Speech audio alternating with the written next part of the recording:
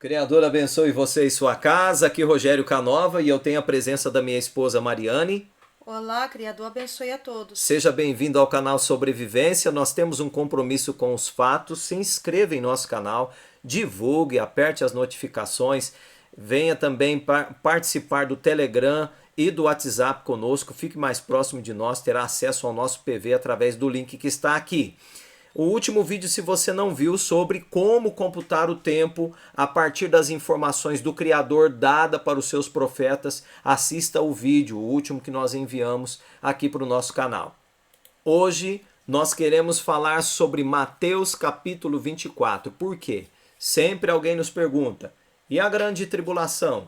E o escurecimento do sol e da lua? E os sinais da vinda do Cordeiro, do Messias, de Jesus, de Cristo, como queiram dizer? E nós sempre estamos respondendo. Então nós vamos deixar esse vídeo pronto para que você possa analisar o texto sem teologia. Afinal, todos têm condições de usar os recursos que nós estamos utilizando. Eu estou utilizando a The Word, está aqui no canto esquerdo da tela. É digamos, um aplicativo, uma ferramenta para você instalar no seu computador. E aqui você tem várias versões bíblicas. Eu separei as que eu gosto mais. Eu vou usar aqui a Bíblia literal do texto tradicional anotado. Eu gosto muito dessa versão, não porque ela vai de encontro com o que eu penso, mas justamente porque ela fica bem próximo. O que não está escrito está riscadinho, o que foi acrescentado para melhorar a compreensão está mais clarinho, então fica muito mais fácil de ver o que tem. Eu posso usar a João Ferreira também com versos Strongs. O que seriam os versos Strongs? Para alguns, os versos Strongs são versos de tradução do grego, né? Cada palavra ele usa uma referência aqui no dicionário Strong do grego, e se for o Velho Testamento, no caso da linguagem hebraica. Eles dizem ser hebraica, mas na verdade é uma linguagem judaica. Voltando aqui, nós encontramos já no verso 3 uma informação extraordinária do texto. A Mariane fará a leitura do verso 3. E estando ele assentado sobre o monte das oliveiras, chegaram-se a ele os seus discípulos à parte, dizendo: Dize-nos, quando serão essas coisas e que sinal haverá da tua vinda e do fim do mundo? Qual o sinal da tua vinda? Qual o sinal do fim do mundo? O texto todo aqui é muito claro, vem falando sobre perseguição, vem falando para eles não se enganarem. Quero fazer um vídeo bem curto para você aproveitar ao máximo e meditar depois, sem teologia, sem tradicionalismo judaico, sem tradicionalismo cristão. Se é que sem o cristão nós podemos dizer, porque o texto ele é separado pelo cristianismo. A literatura bíblica é uma escolha da comunidade cristã antiga. Isso é muito natural de entender. Mas a gente usa, pesquisa na história, tenta melhorar aqui, usar uma versão boa para ver o que realmente está escrito. Mas então você vai ler por todo o texto aqui. Verso 10 vem falando de escândalos, verso 11 surgirão falsos profetas, e aqui no verso 12 vem dizendo o que, Mariane? E por se multiplicar o desprezo às leis, o amor de muitos esfriará. Eu fico admirado, a galera fala ao contrário sobre a lei e ele vem sendo claro aqui, né? Lei é lei. E ele diz, e por se multiplicar o desprezo às leis, o amor de muitos se esfriará. Mas vamos continuar com o texto. Ele vem falando sobre aquele que suportar pacientemente até o fim será salvo. E ele vem falando sobre, olha só Mariane, lê o verso 17 para a gente. E quem estiver sobre o telhado não desça a tirar coisa nenhuma proveniente de dentro da sua casa.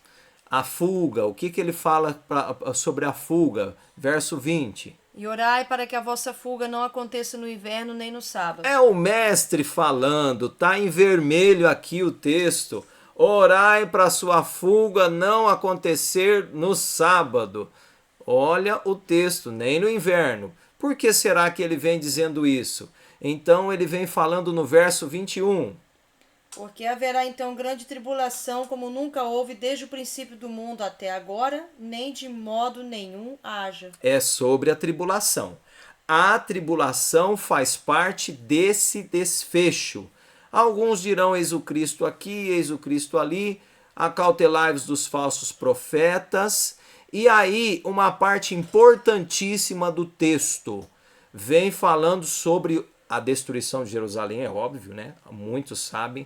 Mas o que está escrito aqui, Mariane, no verso 29? Imediatamente depois da tribulação daqueles dias, o sol será escurecido, a lua não dará sua luz, as estrelas cairão para longe do céu, e as potências do céu serão abaladas. O que é isso? Já explicamos sobre o que é o escurecimento do sol, o que é o escurecimento da lua. Vamos ver uma curiosidade aqui, importantíssima. O texto está falando da grande tribulação. O texto está falando do escurecimento do sol e da lua? Sim, ele está falando. E o verso 30 é extraordinário. E então aparecerá no céu o sinal do Filho do Homem. E então todas as tribos da terra baterão nos peitos em pesar e verão o Filho do Homem vindo sobre as nuvens dos céus, com poder e grande glória. Verão o Filho do Homem vindo nas nuvens do céu, com poder e grande majestade. Está escrito aqui. Não posso tirar o texto do contexto. O verso 31. E ele enviará os seus anjos com grande clamor de trombeta, e eles ajuntarão os escolhidos dele para fora dos quatro ventos, desde umas extremidades dos céus até outras extremidades. É para fora dos ventos. Ele vai recolher os escolhidos para fora dos quatro ventos, desde extremidades, céu até extremidades dele. É fato deles, é fato, certo? E por último, o verso 34, ele é enfático. O mestre fala sobre a vinda dele, fala sobre escurecimento do sol e da lua, e você pode espernear, você pode tentar... eu não sei se você já fez uma brincadeira. Como que a gente prepara a mente para acreditar. Se eu pedir para você repetir gema, gema, gema, você vai repetir 3 vezes, se eu pedir. E depois eu pergunto para você como que chama a clara do ovo. Naturalmente você vai responder gema. Mas a pergunta é: como chama a clara do ovo? É clara. Eu acredito que até já fizeram essa brincadeira com você. Mas quando a teologia prepara sua mente para crer de forma diferente, isso aqui fica escondido. Lê o verso 34 para a gente, Mariane. Em verdade vos digo que de modo nenhum passe esta geração até que todas essas coisas aconteçam. Eu não preciso ser professor de português.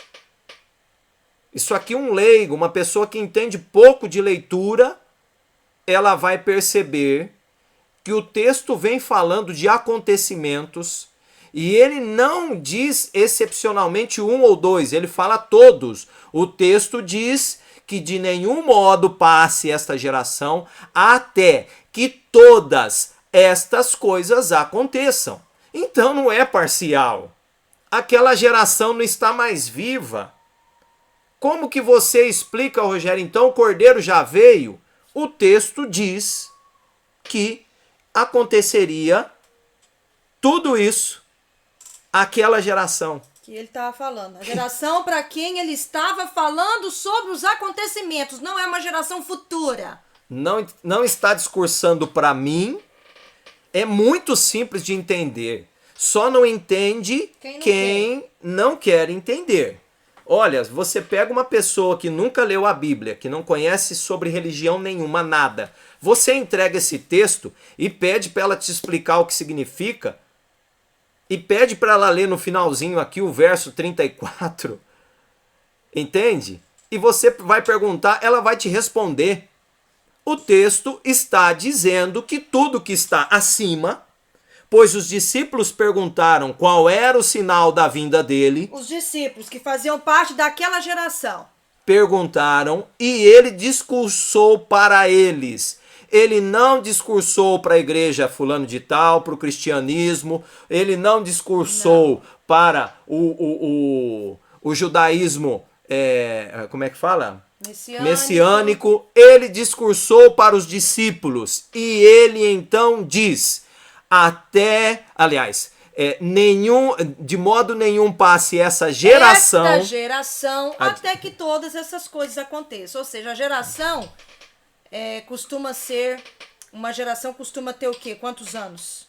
Não, nem precisa. 70, né?